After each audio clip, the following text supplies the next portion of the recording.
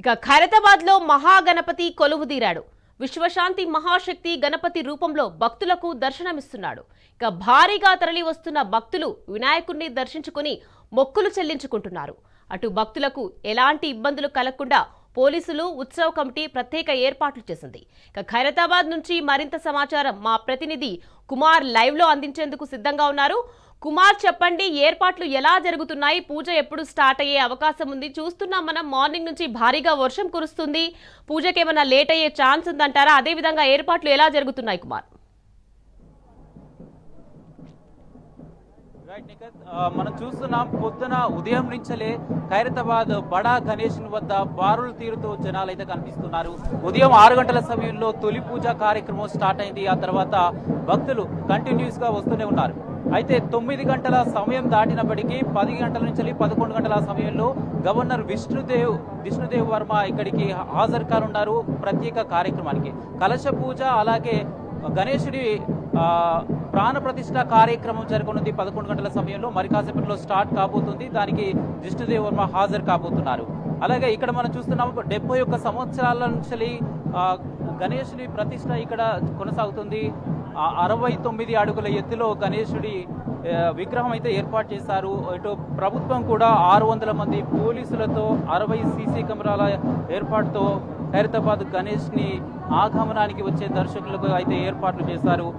వినాయక చవితి ఈ రోజు పర్వదినం రోజున గణేశుడి కొలువుదీరిన సిచ్యువేషన్ లో ప్రజలంతా దర్శనం కోసం ఇక్కడ బారులు తీరే సిచ్యువేషన్ ఉంది. ఇక్కడైతే వర్షం పడుతున్నప్పటికీ ప్రజలైతే ఎక్కువ మంది వచ్చే అవకాశాలు అయితే కనబడుతుంది. వారికి సంబంధించిన అన్ని ఏర్పాట్లు అయితే చేసినట్టుగానే తెలుస్తుంది. ఇక ఉదయం 6 గంటలకు తొలి పూజ కార్యక్రమం అయితే జరిగింది. ఆ తర్వాత ఇక 10 గంటలకు కలశ పూజ అలాగే ప్రాణ ప్రతిష్ఠ కార్యక్రమం చేస్తారు. ప్రాణ ప్రతిష్ఠకు అయితే తెలంగాణ రాష్ట్ర గవర్నర్ విష్ణుదేవ్ వర్మ హాజరు కానున్నారు.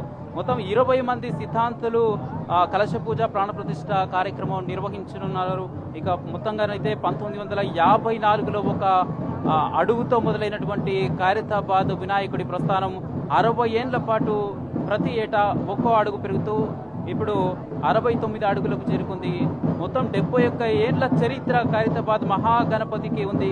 ఇక మహాగణపతి వద్దనైతే పోలీసులు భారీ బందోబస్తు, భారీ గేట్లు ఏర్పాటు చేశారు. ఇక్కడ 600 మంది పోలీసులు ఉన్నారు. అలాగే 100 మంది ప్రైవేట్ సెక్యూరిటీ సిబ్బంది కూడా ఇక్కడ అంబులెన్సులు సిద్ధం చేసి పెట్టారు. అలాగే సెప్టెంబర్ 6 వరకు, అంటే ఈ రోజు బుధవారం 27 ఆగస్టు నుంచి 10 రోజుల పాటు, అంటే 9 రాత్రులు గడిపిన తర్వాత 10 రోజులు 10వ రోజు సెప్టెంబర్ 6వ తారీఖు సాయంత్రం ప్రతి 6 గంటలకి, ఉదయం 6 గంటల నుంచి సాయంత్రం 6 గంటల వరకు భక్తులు దర్శనం చేసుకునే అవకాశాలు అయితే ఇక్కడ కల్పిస్తున్నారు. ఇక ఖైరతాబాద్ పరిసర ప్రాంతాల్లో ట్రాఫిక్ ఆంక్షలు అయితే విధించారు. భక్తుల రద్దీని బట్టి ఉదయం 11 గంటల నుంచి రాత్రి వరకు కూడా ట్రాఫిక్ మళ్లింపులు ఉంటాయంటూ ట్రాఫిక్ అధికారులు అయితే చెప్తున్నారు. ఇక రాజీవ్ గాంధీ విగ్రహం నుంచి మింటు కాంపౌండ్ మార్గం మూసివేసి అలాగే నిరంకారి జంక్షన్ వైపు, ఇక ఓల్డ్ సైఫాబాద్ పోలీస్ స్టేషన్ నుంచి బడా గణేష్ వైపు వచ్చే వాహనాలు ఇక్బాల్ మీనర్ వైపు, ఇటు మింటు కాంపౌండ్ నుంచి ఐమాక్స్ వైపు వెళ్లే ట్రాఫిక్ ను తెలుగు తల్లి జంక్షన్ వైపు, ఇటు కాంపౌండ్ నుంచి వచ్చే వాహనాలు తెలుగు తల్లి జంక్షన్ వైపు, ఖైరతాబాద్ ఫ్లైఓవర్ వైపు కొంత ట్రాఫిక్ ను మళ్లిస్తూ సైఫాబాద్ పోలీస్ స్టేషన్ జంక్షన్ వైపు కూడా కొంత మళ్లిస్తూ పోలీసులు ట్రాఫిక్ నియంత్రణ అయితే చేశారు. మొత్తం ఖైరతాబాద్ గణేష్ అయితే ఈసారి అట్రాక్టివ్ గా చాలా అద్భుతంగా కనిపిస్తున్నాడు. 69 అడుగుల ఎత్తు, 28 అడుగుల వెడల్పుతో శ్రీ శాంతమూర్తిగా విష్ణు మహేశ్వరుల త్రిశక్తి సమేతుడిగా రూపుదిద్దుకున్నాడు. గణపయ్యకు ఇరువైపులా పూరి జగన్నాథుడు సుభద్ర అలాగే బలరాముడి సహా లక్ష్మీ సమేత హాయగ్రీవ స్వామి ఖైరతాబాద్ గ్రామ దేవతగా పిలువబడే గజ్జలమ్మ వారిని తీర్చిదిద్దారు. గణపతిని 9 రోజుల పాటు 9 రకాల హోమాలు చేస్తారు. అదేవిధంగా కాశీ నుంచి 1,00,000 రుద్రాక్షలు తీసుకొచ్చి గణపతి మెడలో వేస్తారు. ఆ తర్వాత వినాయకుడి కళ్యాణంతో పాటు పదవి విరమణ చేసిన ప్రభుత్వ పురోహితులచే 1,00,000 వినాయక నామార్చనలు కూడా ఈసారి ఇక్కడ చేయనున్నారు. ఖైరతాబాద్ గణేశుడికి 60 అడుగుల భారీ చేనేత నూలు కండువ అలాగే 60 అడుగుల గాయత్రి యజ్ఞోపవీతాన్ని కూడా చేనేత కార్మికులు ప్రత్యేకంగా తయారు చేయించి ఇక్కడ సమర్పించనున్నారు.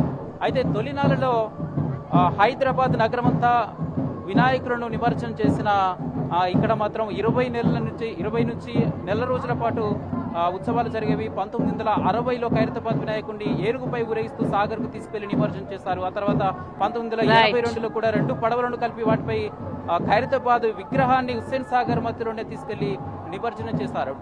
ఇక మొత్తంగానైతే భక్తులు అయితే ఇక్కడికి తండోపతండాలుగా వచ్చే సిచ్యువేషన్ కనబడుతుంది. మరి కాసేపట్లో గవర్నర్ విష్ణుదేవ్ వర్మ ఇక్కడికి వచ్చి ప్రత్యేక పూజా కార్యక్రమంలో పాల్గొనున్నారు. Nikhat. Right, thank you Kumar.